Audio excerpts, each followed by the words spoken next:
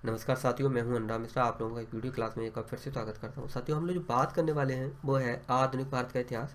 आधुनिक भारत के इतिहास में हम लोग जो बात करेंगे वो है चैप्टर नंबर 15, और इसमें जो बात होगी वो है ब्रिटिश काल में भारत में शिक्षा का विकास। चलिए तो शुरू करते हैं। शुरू करने से पहले आपको जानकारी दे दूं हम इस वीडियो में क्या क्या पढ़ने वाले हैं।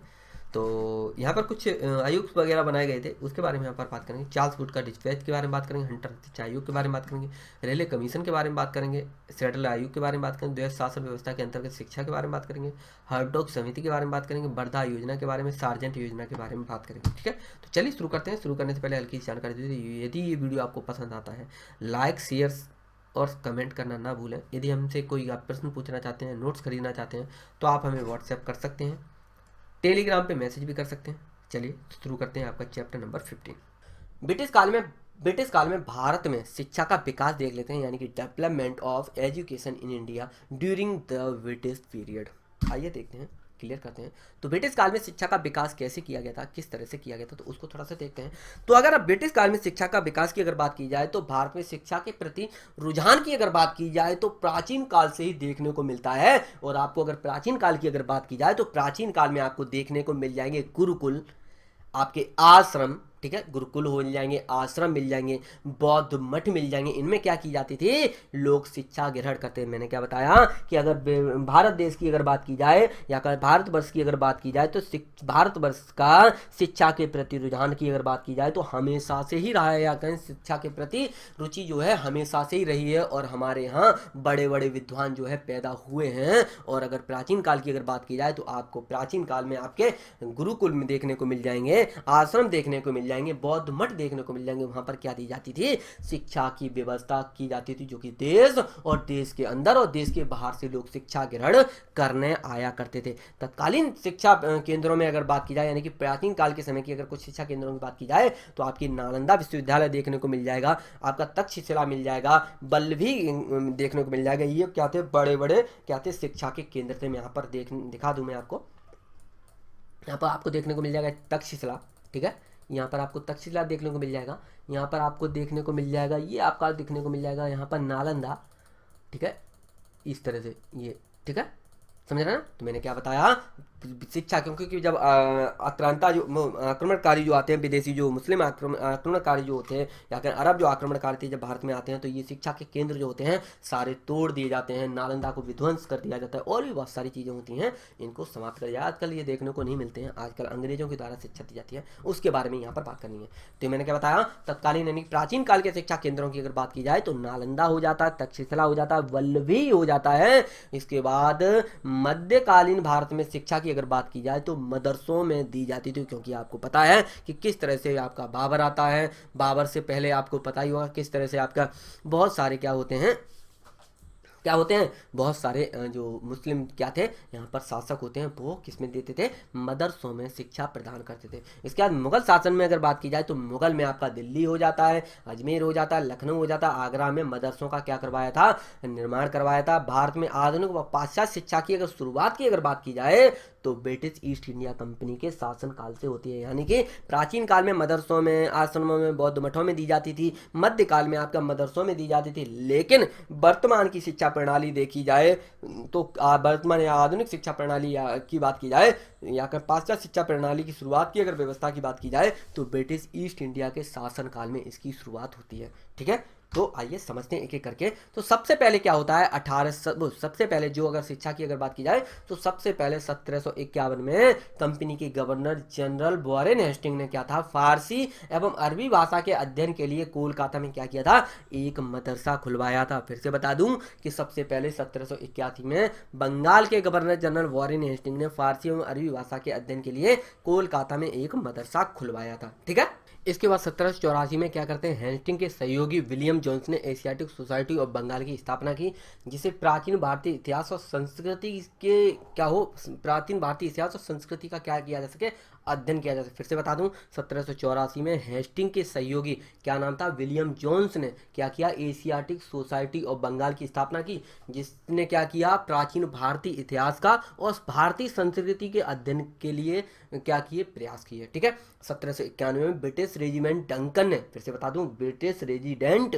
डंकन ने बनारस में एक संस्कृत विश्वविद्यालय की स्थापना की, लेकिन वह सफल नहीं हो पाई, या सफलता उसे नहीं मिल पाई, क्योंकि आपको पता ही होगा क्यों नहीं मिल पाई। लॉर्ड वेली जी ने 1800 में गैर सैनिक अधिकारियों की शिक्षा के लिए फोर्ट विलियम कॉलेज की स्थापना की, और इसे भी क्या था, 1802 में बंद कर दिया गया था। ठीक है, ये समझ गए ना, बहुत सी चीजें थी, इसको मैं डिटेल में आगे क्लियर कराऊंगा।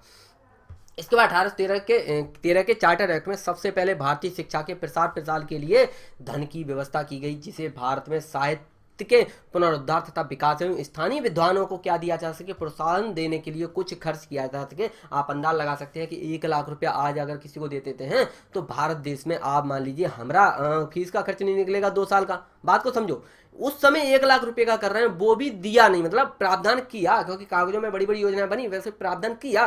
किस लिए किया, जिससे भारतीय साहित्य का क्या किया जा सके, पुनरुद्धार किया जा सके, यानी कि जो उसको गिरा, जो उसको नीच समझते थे हमारे भारतीय साहित्य को, उसका किया जा सके पुनरुद्धार, यानी कि उससे उसका उद्धार फिर से कर दिया जाए और उसका विकास किया जा सके। और साथ ही जो स्थानीय विद्वान हैं, हिंदी भाषी हैं, या फिर तमिल है, या फिर तेलुगु है, या फिर उर्दू है, फिर बंगाली है, उनका क्या किया जा सके, उनको प्रोत्साहन दिया जा सके, उनके लिए थोड़े 2 4 5 रुपए खर्च किया जा सके, ताकि उनके अंदर भी क्या आए, क्या है, नया जोश आए। मान लीजिए मैं हूँ कोई, मैं विद्वान हूँ, मान लीजिए मैं एक लेखक हूँ, या फिर मान लीजिए कुछ करता हूँ, जब सरकार ही मुझे कोई सपोर्ट नहीं करेगी तो भैया अम्मा हमारी क्या खाएंगी, हमारे बहन क्या खाएगी, हमारी भैया क्या खाएगा, समझो बात को। तो थोड़ा सा उनका क्या करना था, उनका प्रोत्साहन देने के लिए कुछ खर्च करने की व्यवस्था बनाई गई थी कागजों पर, लेकिन वो सफल नहीं हो सकी। इसके बाद शिक्षा को बढ़ावा देने के लिए लोक शिक्षा समिति की क्या की गई थी, स्थापना की गई थी। जो लोक शिक्षा समिति बनाई गई थी, उसमें सामान्य समिति में क्या थे, 10 सदस्य थे।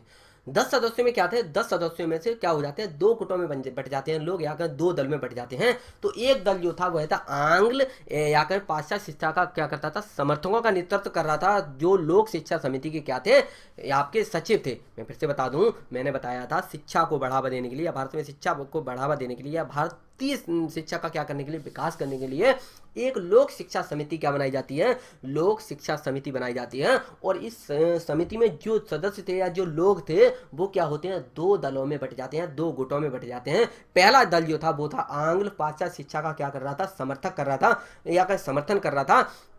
और इस समर्थन में कौन 2 लोग थे, तो वो थे सचिव, आपके लोक शिक्षा समिति के सचिव H.T. प्रिंसेप। जबकि पाश्चात्य शिक्षा के समर्थकों का नेतृत्व दूसरा कौन था, आपका नेतृत्व समिति के मंत्री जो थे H.H. विल्सन। यहाँ पर कौन दिख जाएगा, H.T. प्रिंसेप और H.H. विल्सन जो थे आपका पाश्चात्य शिक्षा का क्या कर रहे थे, समर्थन कर रहे थे। दूसरा दल जो था वो पाश्चात्य मतलब जो पश्चिमी क्षेत्र की, या कहें यूरोपीय या अमेरिकन, जो अंग्रेजी भाषा का सीधा मतलब ये अंग्रेजी भाषा में शिक्षा का क्या कर रहे थे, समर्थन कर रहे थे। और इस समर्थन में जो समिति थी उसमें क्या थे, 10 सदस्य। 10 सदस्यों में क्या थे, ये 2 गुटों में बट जाती है। 2 गुटों में बटने का पहला नेतृत्व कौन कर रहा था, H.H. विल्सन, और दूसरा H.T. प्रिंसेप। H.T. प्रिंसेप कौन थे, आपके मंत्री थे। H.T. प्रिंसेप जो थे आपके सचिव थे, और H.H. विल्सन जो थे वो यहाँ के मंत्री थे, किसके, लोक शिक्षा समिति के। दूसरा जो दल था वो था आपका प्राच्य विद्या के, या जो भारतीय शिक्षा थी उसका क्या करना चाह रहे थे, उसको प्रोत्साहन देना चाह रहे थे, उसके समर्थक थे ये। तो उसमें कौन थे, आपके हेस्टिंग व मिंटो की शिक्षा नीति का क्या कर रहे थे, इस शिक्षा का समर्थन करते हुए संस्कृत और अरबी भाषा के अध्ययन का क्या किया, समर्थन दिया, तथा हिंदू और मुस्लिमों के जो पुराने साहित्य थे उनके पुनरुत्थान को क्या दिया, अधिक महत्व दिया। प्राच्य दल के लोग विज्ञान के अध्ययन को महत्व देते हुए शिक्षा का माध्यम ऐसी भाषा में बनाना चाहते थे जो आम भारतीयों के लिए सहज हो, या कर सरल हो, और साथ ही ये देसी उच्च शिक्षण संस्थाओं की क्या कर सके, देसी शिक्षण संस्थाओं की क्या कर सके, सुरक्षा की मांग भी करते रहते हैं। कौन, आपके वॉरेन हेस्टिंग और मिंटो। यहाँ फिर से बता दूं, मैंने क्या बताया, लोक शिक्षा समिति बनती है, इसमें कितने होते हैं, 10 सदस्य होते हैं। 10 सदस्य में से क्या होता है, 2 गुटों में बट जाते हैं। पहला जो था H.H. विल्सन, दूसरा H.T. प्रिंसेप, दूसरा जो था मिंटो और हेस्टिंग। किन के नेतृत्व में ये दोनों अलग अलग बढ़ जाते हैं। एक तो किसका कर रहा था, प्राच्य शिक्षा का, या कहें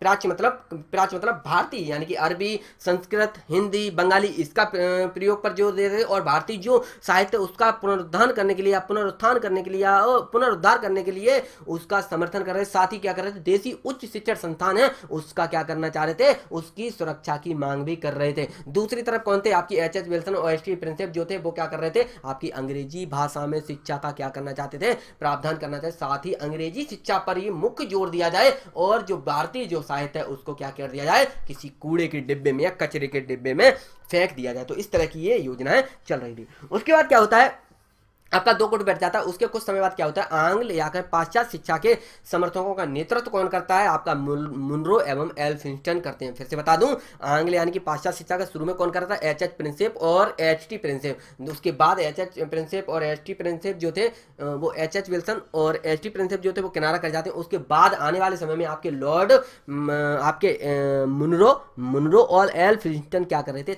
आंग्ल पाश्चात्य शिक्षा के समर्थकों का क्या कर रहे थे, नेतृत्व कर रहे थे। इस दल का समर्थन लॉर्ड मैकाले ने भी किया, और जो लॉर्ड मैकाले था वह ईस्ट इंडिया कंपनी के जो नव युवक थे या के नए लौंडे थे या रंग रूट था, वो क्या था, इनको क्या मिला था, समर्थन मिला। फिर से बता दूं, मुनरो एल्फिंस्टन क्या कर रहे थे, आंग्ल या पाश्चात्य शिक्षा के समर्थक थे। उसके साथ ही क्या थे, आपके लॉर्ड मैकाले को भी इनका समर्थन मिला था। और लॉर्ड मैकाले को किसका समर्थन मिला था, जो कंपनी के नए या नव युवक थे और उसके जो अधिकारी थे, और मिशनरियों का क्या मिला था, समर्थन मिला था। मिशनरी कौन थे, जो ईसाई धर्म का क्या कर रहे थे, यहाँ पर प्रचार कर रहे थे और साथ में क्या कर रहे थे, उनका धर्म परिवर्तन कर रहे थे। मतलब ईसाई धर्म का प्रचार कैसे करते हैं, ऐसे लेके थोड़ी ना घूमते हैं। मतलब ईसाई धर्म का प्रचार का मतलब अपने जैसे लोगों को बनाया जाए, मतलब धर्म परिवर्तन कराया जाए, तो सीधा सा मतलब है, ठीक है, समझ रहे हैं। तो ईसाई मिशनरियों का इनको समर्थन प्राप्त था। उसके बाद मैकाले भारतीयों में पाश्चात्य शिक्षा के प्रसार के साथ साथ एक ऐसे समूह का निर्माण करना चाहता था जो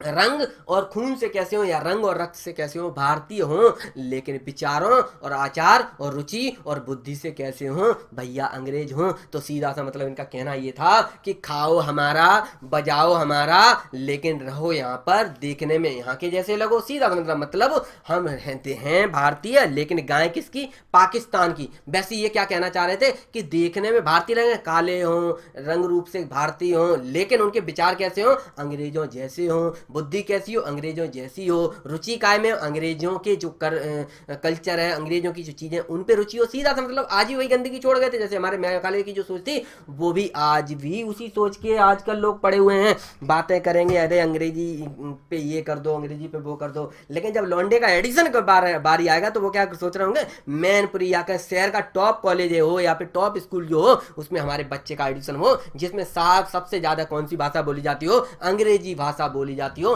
तो ऐसे में हम क्या कराना चाहते हैं, अपना। तो हम देखने में कैसे लगते हैं, देखने में तो हम भारतीय हैं, लेकिन दिल में, मन में राम बगल में सोटा, जिधर ही मिल गए उधर ही घोंपा, वैसी कहानी रहती है। मतलब देखने में भारतीय लगते हैं और भारतीय बनकर हम एकदम अंधेरा कायम रहे तमराज किलिस वाली कहानी, मतलब हम भेष बदल कर रहते हैं क्यों, कौन हम, दिल से, मन से, रुचि से कैसे बन गए, अंग्रेज बन गए, लेकिन देखने में कैसे लगते हैं, हम भारतीय लगते हैं। तो वही ये कहना चाहता था, मैंने क्या बताया, मैं काले भारतीयों में पाश्चात्य शिक्षा के प्रचार के साथ साथ एक ऐसा समूह बनाना चाहता था या ऐसे समूह का निर्माण करना चाहता था जो रंग और रक्त के साथ कैसा हो, भारतीय हो, साथ ही विचारों, आचार और रुचि में कैसा हो, अंग्रेज हो, यानी कि अंग्रेजी भाषा को पसंद करता हो, अंग्रेजी बोलता हो। हिंदी कोई बोल दे तो आथू बोले आख, तो यार ये तो पढ़ा लिखा नहीं है, इसको हिंदी ये बहुत बोलता है।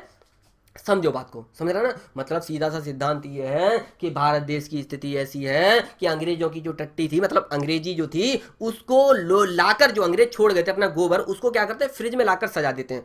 उसको क्या कहा जाता है, अंग्रेजी। उसको पसंद करते हैं, मतलब उसको सूंघते हैं, उसको देखते हैं, उसको चाटते हैं, उसके बाद गर्व महसूस करते हैं। तो वो किसकी देन थी, आपकी लॉर्ड मैकाले की देन थी। मतलब इनका हगा हुआ गोबर भी हम फ्रिज में रखते हैं, क्यों, ये रंग रूप और रक्त से है भारतीय, लेकिन आचार विचारों बुद्धि से कैसे बन गए, ये अंग्रेज की क्या बन गए हैं, आप समझ सकते हैं। चलिए नेक्स्ट बात करते हैं, कार्यकारिणी की सदस्य की हैसियत से 2 फरवरी 1835 को मैकाले ने अपना प्रस्ताव परिषद के सामने या के समक्ष पेश किया, जिसमें तत्कालीन गवर्नर जो थे लॉर्ड विलियम बेंटिक ने क्या किया, उसको स्वीकार कर लिया। क्यों? क्योंकि आपके जो लोग मैकाले थे वो क्या कह रहे थे, मैकाले ने साफ कहा था कि भारतीय जो देखने में भारतीय लगे लेकिन आचार विचार और बुद्धि से कैसा हो, अंग्रेज हो, अंग्रेजी बोलता हो। समझ रहे हो बात को? तो उनका ये प्रस्ताव जो था, अपने विचारों का जो प्रस्ताव था, कार्यकारिणी इस सदस्य की हैसियत से 2 फरवरी 1835 में मैकाले ने अपना प्रस्ताव परिषद के सामने रखा और इस प्रस्ताव को क्या कर लेते हैं, आपके लॉर्ड विलियम बेंटिक क्या होते हैं,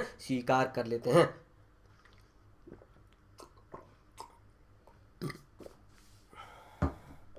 तो मैकाले ने भारतीय शिक्षा की या भारतीय संस्कृति की या भारतीय साहित्य की उपेक्षा करते हुए, निंदा करते हुए, बुराई करते हुए कहा कि भारतीय शिक्षा, भारतीय साहित्य या कहें भारतीय संस्कृति अंधविश्वासों का क्या है, भंडार बताते हैं। और हम अगर बात करें सच्चाई की तो वास्तविकता यही है कि अंधविश्वासों का भंडार जो है वो पाश्चात्य संस्कृति है। वो पाश्चात्य कैसे हैं, आप इनकी की जब कभी हॉरर मूवी देखेंगे तो वहां पर वो प्रूव करके दिखाते हैं कि जो भूतनी है, ये भूतनी का नंबर हमारे पास है, उससे हमारी बात होती है फोन पे डायरेक्ट। यानी कि यहाँ पर शैतान और इंसान और भगवान का कॉन्सेप्ट चलता है। यहाँ पर क्या रहता है, शैतान कहा जाता है जो बाइबल को नहीं मानता है, शैतान कहा जाता है जो कुरान को नहीं मानता है। इस तरह से अंधविश्वासों का भंडार जो था वो पाश्चात्य संस्कृति थी, लेकिन ये किसको बोलते हैं, इन हम भारतीयों की संस्कृति को अंधविश्वासों का क्या बताते हैं, भंडार बताते हैं। इन्होंने ये भी कहा कि सारा का सारा जो भी क्या बोलते हैं उसको, जितना कुछ भी, जो अंग्रेज ये भी कहते हैं कि अंग्रेजों भारतीय जो साहित्य है वो यूरोप की एक अलमारी में रखने के लायक भी नहीं है, वो इतना गंदा है। समझ रहे हो बात को? चलिए, इसके बाद क्या होता है, अधोमुखी निस्यंदन सिद्धांत यानी डाउनवर्ड फिल्ट्रेशन थ्योरी। तो ये क्या था, तो इसका मतलब ये था कि शिक्षा समाज के उच्च वर्ग को दी जाए और इस वर्ग से छन छन कर क्या होगी, इन वर्ग से शिक्षा छन छन कर क्या होगी, आपका जो असर होगा जन सामान्य तक पहुंचेगा। इसको सबसे पहले सरकारी नीति के रूप में आपके लॉर्ड ऑकलैंड ने क्या किया था, लागू किया था। फिर से बता दूं, अधोमुखी निस्यंदन सिद्धांत डाउनवर्ड फिल्ट्रेशन थ्योरी का मतलब था कि शिक्षा जो है उच्च वर्ग के लोग हैं, पैसे वाले लोग हैं, बड़े लोग हैं, उनको शिक्षा दी जाए, वो अपने आप को शिक्षित कर लेंगे, उसके बाद क्या करेंगे, अपने जन सामान्य को अपने क्षेत्र में क्या करेंगे, शिक्षा का विकास करेंगे, या कहें उन तक अपनी शिक्षा का जो उन्होंने ग्रहण की है उसको पहुंचाएंगे। इसको सबसे पहले सरकारी नीति के रूप में किसके द्वारा लागू किया गया था, आपके लॉर्ड ऑकलैंड के द्वारा लागू किया गया था। और लॉर्ड ऑकलैंड क्या थे, आपके वॉइसरॉय थे, वो गवर्नर जनरल।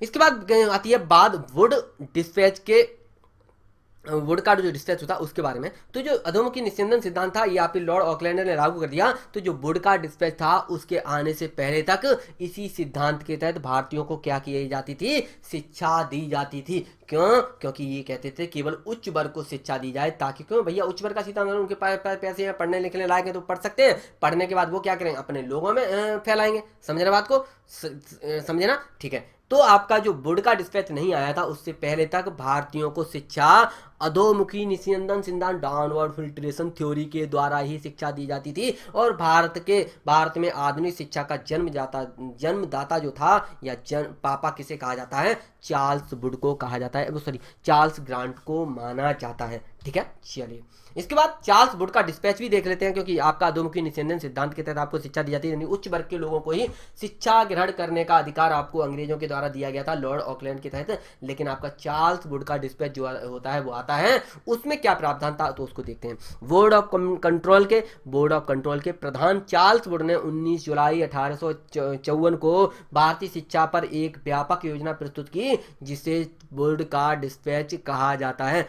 100 अनुच्छेदों वाले इस प्रस्ताव में शिक्षा के उद्देश्य, शिक्षा का माध्यम, शिक्षा में सुधार और आदि जैसे कुछ विचार दिए गए थे। इसे भारतीय शिक्षा का क्या कहा गया, मैग्ना कार्टा कहा जाता है। और उसके बाद 1855 में लोक शिक्षा विभाग की क्या की जाती है, इसके तहत स्थापना भी की जाती है। फिर से बता दूं, बोर्ड ऑफ कंट्रोल के प्रधान चार्ल्स वुड ने 19 जुलाई 1854 को भारतीय शिक्षा पर एक व्यापक योजना प्रस्तुत की, जिसमें कितने अनुच्छेद थे, 100 अनुच्छेद थे। इस अनुच्छेदों में क्या किया गया था कि शिक्षा का माध्यम कैसा हो, हिंदी या अंग्रेजी या तमिल या उर्दू या फिर अरबी, हिंदी शिक्षा के उद्देश्य क्या है, किस लिए उनको शिक्षा दी जाए, यानी कि शिक्षा भी देने का एक तरीका होगा कि शिक्षा हम दे क्यों रहे हैं। तो शिक्षा सिर्फ इसलिए दे रहे हैं ताकि वो शिक्षा का माध्यम यानी कि शिक्षा का उद्देश्य सिर्फ ये हो कि वो इतना पढ़ जाएं ताकि अंग्रेज क्या कर सके, अपने गुणगान वाली पुस्तकें, अपने गुणगान वाले ग्रंथ, अपने गुणगान वाले साहित्य वो पढ़ सके, ताकि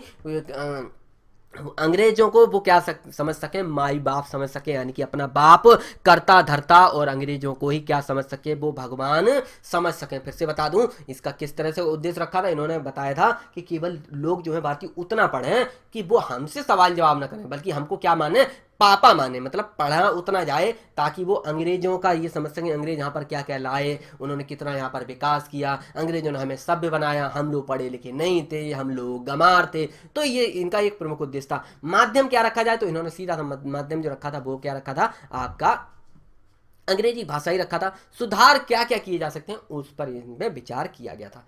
ठीक है, इस चार्ल्स का जो चार्ल्स बोर्ड का डिस्टेंस है, इसको क्या कहा जाता है, भारतीय शिक्षा का मैग्ना कार्टा कहा जाता है। नेक्स्ट देखते हैं हंटर शिक्षा आयोग। इसका गठन लॉर्ड रिपन के कार्यकाल में 1882 में डब्ल्यू हंटर की अध्यक्षता में किया गया था, या विलियम विल्सन हंटर के द्वारा किया गया था।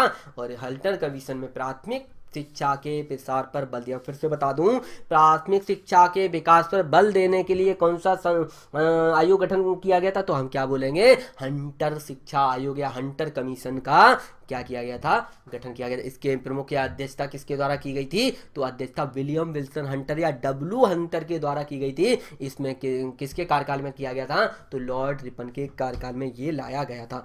रेले कमीशन के बारे में हम बात करते हैं, तो रेले कमीशन में जो आपके किसके द्वारा किया गया था, तो आइए समझते हैं। इसका गठन वायसराय लॉर्ड कर्जन ने सितंबर 1902 में किया गया था। लॉर्ड कर्जन के द्वारा सितंबर 1902 में किया गया था। इसके पूर्व यानी कि रेले कमीशन से पूर्व वायसराय लॉर्ड कर्जन ने मैकाले की नीतियों की निंदा करते हुए देसी भाषाओं के उसको विरुद्ध बताया। मैंने क्या बताया, लॉर्ड मैकाले ने क्या किया था, आपके लॉर्ड मैकाले क्या कहता है, लॉर्ड मैकाले ने साफ कहा था कि भाई साहब भारतीय इतिहास, भारतीय संस्कृति, भारतीय साहित्य और भारतीय लोगों का जो कुछ भी है वो सब क्या है, कचरा है, अंधविश्वासों का भंडार है। तो आपके जो लॉर्ड मैकाले की आपके लॉर्ड कर्जन क्या करते हैं, निंदा यानी कि इनको गंदा बताते हैं और कहते हैं गंदे गंदे बंदे, क्या करते हैं, गंदे गंदे बंदे गंदी गंदी बातें करते हैं। तो उन्होंने निंदा की। इन्होंने बताया कि जो लॉर्ड मैकाले की जो नीति है वह देसी भाषाओं या कहें भारतीय भाषा या कहें भारतीय शिक्षा या कहें भारतीय लोगों के या भारतीय संस्कृति के क्या बताया,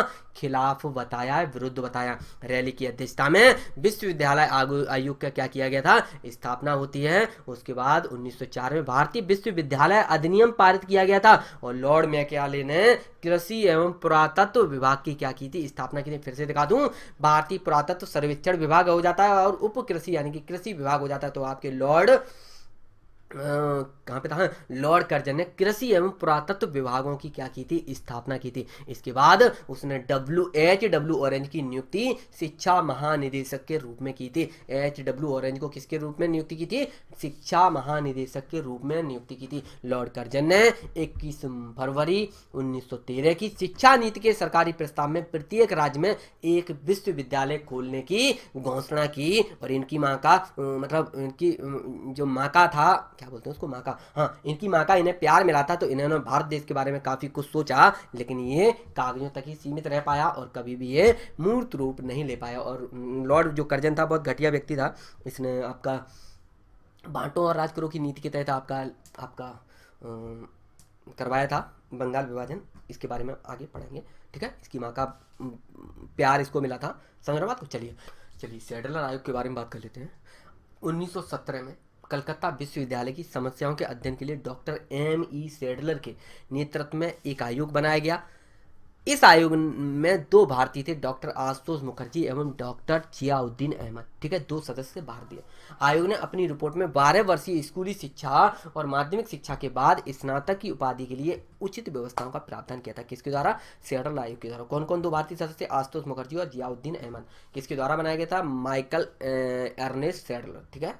चलिए द्वैत शासन व्यवस्था के अंतर्गत थोड़ी शिक्षा देख लेते हैं, किस तरह से शिक्षा का प्रावधान किया गया था। चेम्सफोर्ड और ये मोंटेग्यू है, मोंटेग्यू चेम्सफोर्ड सुधार यानी कि 1919 के अंतर्गत शिक्षा विभाग को प्रांतों एवं लोक निर्वाचित मंत्री के अधीन कर दिया गया था। केंद्र सरकार ने स्वयं को शिक्षा के दायित्व से क्या कर दिया, मुक्त कर दिया। इस पर दी जाने वाली अनुदान व्यवस्था भी समाप्त कर दी थी। तो मैंने आपको बताया था 1813 के जो चार्टर एक्ट है उसके तहत क्या किया गया था, 1 लाख रुपए यानी कि ऊँट के मुंह में जीरा जितना आपका क्या किया गया था, अनुदान देने की व्यवस्था की गई थी। और उसके बाद क्या होता है 1919 में वो भी 1 लाख रुपए के बारे में भी कहते थे भैया हमसे ना हो पाएगा और इसको भी हम बंद करते हैं। मोंटेग्यू चेम्सफोर्ड सुधार के अंतर्गत या द्वैध शासन व्यवस्था के अंतर्गत आपका जो शिक्षा के लिए क्या था, केंद्र सरकार ने स्वयं को शिक्षा के दायित्व से क्या कर लिया, मुक्त कर लिया। और जो दी जाने वाली अनुदान की राशि थी उसको भी बंद कर देते हैं। हार्टोंग समिति के बारे में बात करते हैं। वर्ष 1929 में इस समिति का गठन फिलिप हार्टोग के नेतृत्व में किया गया था। इसका मुख्य उद्देश्य जो था प्राथमिक शिक्षा के सुधारों एवं केवल प्रतिभाशाली विद्यार्थियों को उच्च शिक्षा का प्रावधान किया जाए। इसमें इतना प्रावधान करते हैं। हार्टोग समिति किसके लिए बनाई गई थी, इतना पूछा जाए, शिक्षा के लिए। ठीक है, वर्धा योजना देख लेते हैं। तो वर्धा योजना किससे जुड़ी थी, आपकी शिक्षा समिति, शिक्षा से जुड़ी हुई। तो 1937 में गांधी जी द्वारा प्रस्तुत योजना में 7 से 14 वर्ष के सभी बच्चों के लिए निःशुल्क और अनिवार्य शिक्षा की व्यवस्था की जाए। ये किसमें किया गया था, वर्धा योजना में। किसके द्वारा, गांधी जी के द्वारा। और किससे जुड़ी हुई योजना थी, किससे जुड़ी हुई योजना थी, आपकी शिक्षा से। सार्जेंट योजना देख लेते हैं, शिक्षा से जुड़े हुए हैं। वर्ष 1944 में सार्जेंट योजना के प्रमुख प्रावधान क्या थे। प्राथमिक शिक्षा में हाई स्कूल की स्थापना, 6 से 14 वर्ष के बच्चों को निःशुल्क शिक्षा का प्रावधान किया गया था। साथियों, इस वीडियो में हम लोग इतना ही रखते हैं और मुझे उम्मीद है कि आपको ये जो वीडियो है बहुत पसंद आया होगा। इसी तरह से आप लोग हमारी मेहनत को थोड़ा सा सपोर्ट करते रहिए। आपकी सपोर्ट से हम भी थोड़ा सा जीवित बने रहेंगे यूट्यूब पर, क्योंकि आप लोगों को पता है किस तरह से मेरा चैनल जो था हैक कर लिया गया। मेरे 3 साल की मेहनत जो थी बेकार चली जाती है। मैं 3 साल से मेहनत कर रहा था, उसके बाद हिम्मत टूट गई थी, मैंने सब कुछ बंद कर दिया था एक तरह से। ऐसे मान लीजिए हम अंदर से टूट ही चुके थे, ख़त्म हो गए थे, लेकिन आप लोगों ने फिर से हमें हिम्मत दे दी है, हम फिर से जीवित हो उठे हैं। हम लोग चाहते हैं, मैं चाहता हूँ कि आप लोग थोड़ा सपोर्ट करते रहिए, हम लोग भी जीवित बने रहें आप लोगों के सहयोग से। तो अगली वीडियो में मिलते हैं, तब तक के लिए नमस्कार, जय हिंद और वंदे मातरम।